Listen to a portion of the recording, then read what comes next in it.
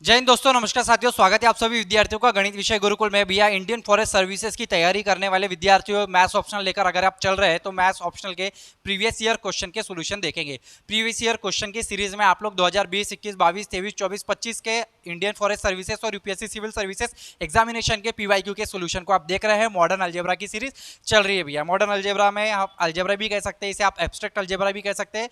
आप यहाँ पे ring theory, field theory, group theory, ये तीनों का ये तीनों ही पार्ट बहुत इंपॉर्टेंट हो जाते हैं, क्योंकि ग्रुप थ्योरी के ऊपर बहुत सारे प्रश्न बनते हैं और रिंग थ्योरी के ऊपर बहुत सारे प्रश्न बनते हैं। आइडियल के ऊपर बहुत, जैसे कि ऑलरेडी मैंने इसके पहले बनाए हुए, जाके देख लीजिएगा। Ideal, maximal ideal, prime ideal, ठीक है, ideal generated by an element, इसके ऊपर बने हैं। होमोमॉर्फिज्म के ऊपर बने हैं, आइसोमॉर्फिज्म के ऊपर बने हैं, ग्रुप साइक्लिक ग्रुप क्या होता है, उसके बाद सब ग्रुप क्या होते हैं, नॉर्मल सब ग्रुप क्या होता है।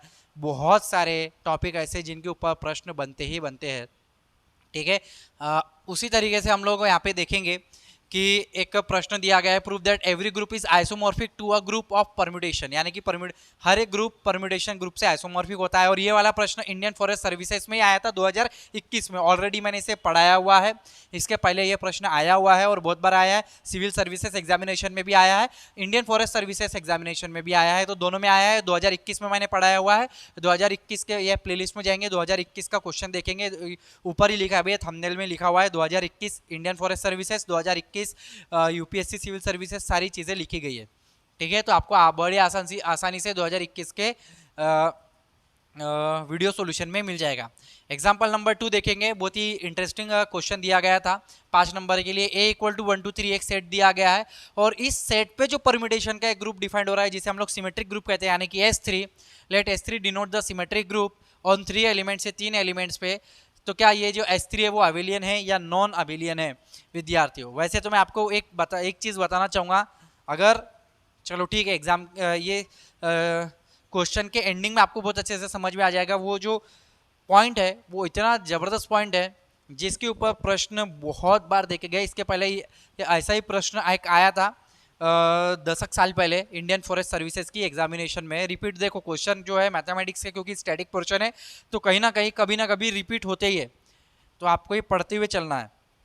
अब अगर हम लोग बात करें सॉल्यूशन की, ठीक है, तो let S3 denote the symmetric group. Let A क्या दिया है मेरे पास, 1 2 3 दिया है और पूरा ही मैं लिखूंगा। And let as it is यहाँ पे उतार लो, S3 क्या है, डिनोट द, या S3 भी द, ऐसा लिख सकता हो। डिनोट के जगह यहाँ पे थोड़ा सा चेंज कर देता, B the symmetric group on 3 elements, इन तीनों के ऊपर डिफाइंड है भैया। अब यहाँ पे यानी कि दैट इज, मैं इसको लिख सकता हूँ, S3 क्या है, is the collection of all permutation on A नाम का सेट, यानी 1 2 3। अब यहाँ पे कितनी परम्यूटेशन पॉसिबल है, देखिए इसको मैं थोड़ा सा डिटेल में समझा देता हूँ कि परम्यूटेशन क्या होता है, सिमेट्रिक ग्रुप क्या होता है। अगर मेरे पास एक सेट दे दिया गया 1 2 3, ये एक सेट दे दिया गया है, तो मुझे यहाँ पे S से S के बीच में ही जो फंक्शन होता है उससे मैं परम्यूटेशन कहता हूँ। S से S के बीच में ही तो मैपिंग होती है। जैसे यहाँ पे 1 2 3, थोड़ा सा छोटा बनाता हूँ क्योंकि बनाने तो बहुत सारे हैं। यहाँ पे 1 2 3 1 2 3 1 2 3 1 2 3 1 2 3, 1 1 पे जाएगा, 2 2 पे जाएगा, 3 3 पे जाएगा। एक तरीके से 2 3 पे, 2 3 पे, 1 3 पे, और यहाँ 1 2 3 यहाँ पे 1 3 पे, यहाँ पे ऐसा कर लेते हैं 1 2 पे 2 1 पे। और यानी कि हम लोग बोल रहे हैं यहाँ पे f(1) किस पे जा रहा है, 1 पे जा रहा है, f(2) 3 पे जा रहा है और f(3) 2 पे जा रहा है। यहाँ पे हम लोग f(1) हमारा 3 पे जा रहा है, f(2) 2 पे जा रहा है, f(3) हमारा 1 पे जा रहा है, f(1) हमारा 2 पे जा रहा है, f(2) की वैल्यू 1 है और f(3) की वैल्यू 3 है, 3 पे जा रहा है। तो अगर मुझे इसका परम्यूटेशन बनाना है तो परम्यूटेशन का फॉर्मूला क्या बोलता है, अगर फॉर्मूला बोलता है f from S to S। अगर एक परम्यूटेशन मुझे डिफाइन करना है, बी परम्यूटेशन, तो उसके लिए फार्मूला निकल के आता है अगर मुझे परम्यूटेशन बनाना है A1 A2 up to AN elements, A1 के लिए f ऑफ A1, फिर f of A2 up to कहाँ तक आएगा बेटा, f ऑफ AN तक आएगा, ठीक है, f ऑफ AN तक आएगा। थोड़ी सी इंक डाल देता हूँ मैं।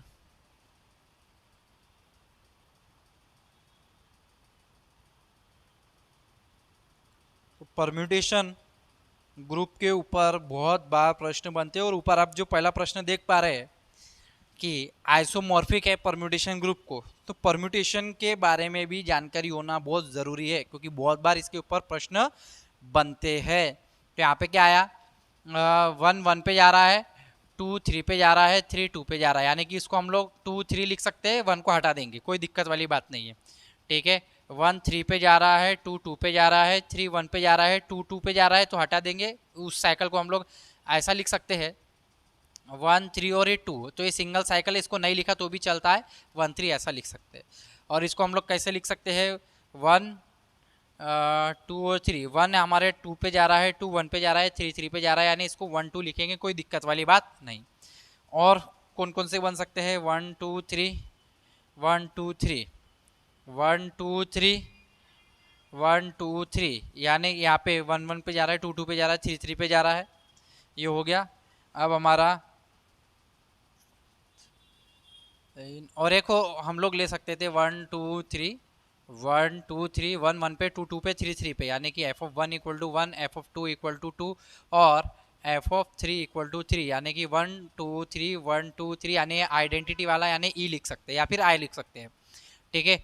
1 2 3 4 5, अब हमारा 1 3 पे 2 1 पे, तो यहाँ पे आ जाएगा f1 3 पे जा रहा है, 2 1 पे जा रहा है और 3 2 पे जा रहा है, यानी कि हम इसे लिखेंगे यहाँ पे, ये वाला जो आ जाएगा वो आ जाएगा 1 2 3, 1 3 पे है, 3 2 1 पे है और 3 2 पे है।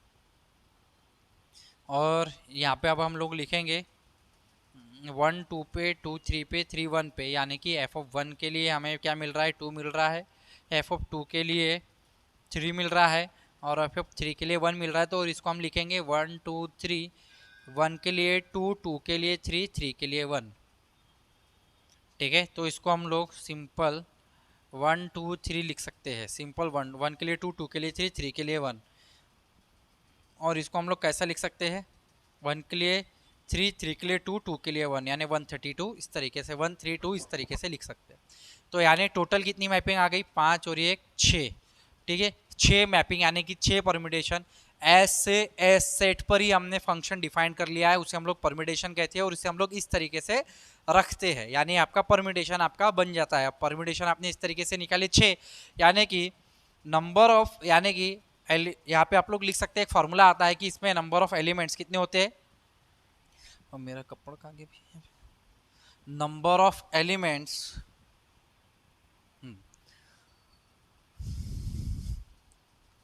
ठीक है। तो यहाँ पे नंबर ऑफ परम्यूटेशन कितने आ रहे हैं भैया, 3 फैक्टोरियल, यानी 6 आ रहे हैं, ऐसा। अच्छा, अगर आपने इसे लिखा नहीं है तो लिख लीजिए,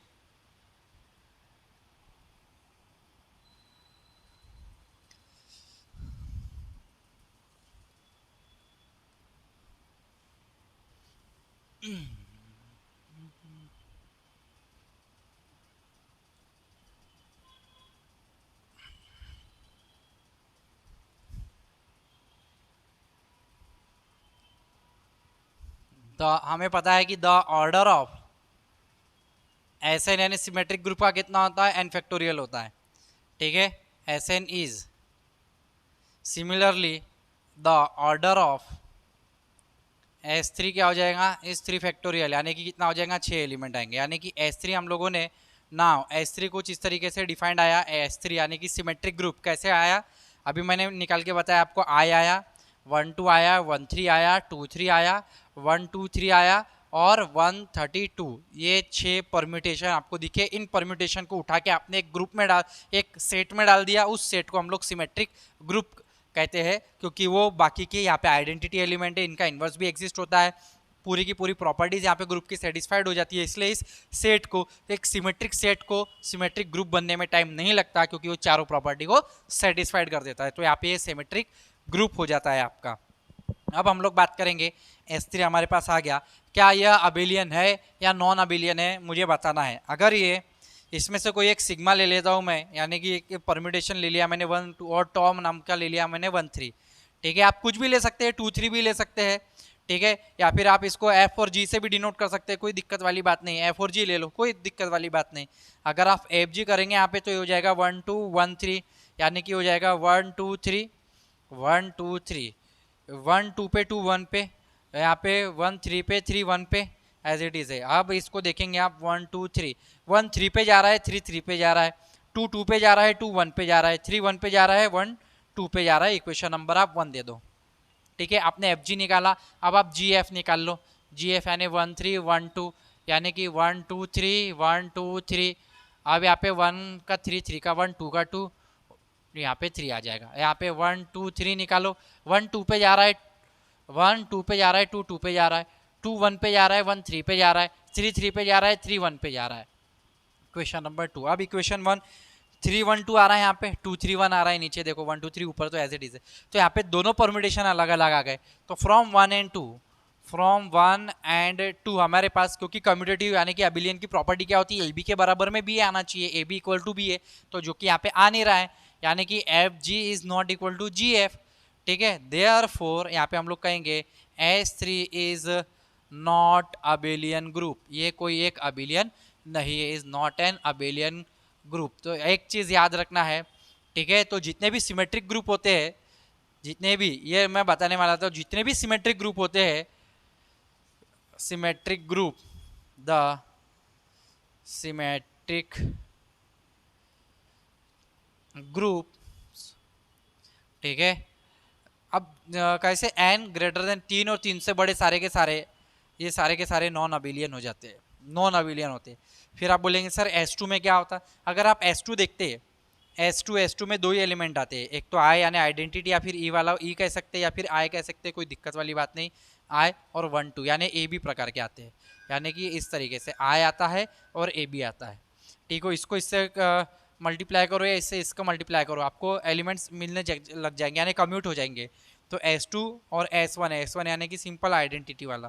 तो ये दोनों आपके अबिलियन होते हैं, ठीक है, अबिलियन होते हैं S2 और S1। लेकिन अगर आप S3 में जाते हैं, ठीक है, तो S3 के आपने 2 एलिमेंट उठा के देखा, तो उसमें तो कोई अबिलियन की प्रॉपर्टी, कम्यूटेटिव प्रॉपर्टी सेटिस्फाइड ही नहीं होती है। तो वो जो S3 होगा, S4 होगा, S5 होगा, S6, जितने भी n से बड़े जितने भी होंगे, सारे के सारे नॉन अबिलियन कहलाएंगे। यहाँ तक आपको क्लियर होगा। तो आज के लेक्चर के माध्यम से विद्यार्थियों, ये वाला एग्जाम्पल जो हम लोगों ने लिया, आशा करता हूँ कि बहुत अच्छे से आपको समझ में आया होगा। यदि आपको समझ में आया है तो ज़्यादा से ज़्यादा विद्यार्थियों तक शेयर करना ना भूले, क्योंकि हमारा मानना है गणित का ज्ञान हो या भैया किसी भी विषय का ज्ञान हो, बांटने से बढ़ता है, ठीक है। तो आप जल्द से जल्द आपका ड्रीम को पूरा करें, UPSC एग्जामिनेशन को क्लियर करें, यही हमारी मनोकामना है। और हम इसी तरीके से मॉडर्न अलजेब्रा के जैसे रियल एनालिसिस, कॉम्प्लेक्स एनालिसिस, और आपका numerical analysis, vector analysis, statics, dynamics, ODE, PDE, solid geometry, linear algebra, इन पर भी प्रीवियस ईयर क्वेश्चन के सॉल्यूशन की सीरीज लेकर आएंगे। चिंता करने वाली कोई बात नहीं है। आशा करता हूँ, बोल तो दिया था मैंने, फिर भी आशा है कि आपको आज का लेक्चर समझ में आया होगा। मिलेंगे अगले वीडियो में, तब तक के लिए जय हिंद, जय भारत, वंदे मातरम साथियों। धन्यवाद आप सभी का।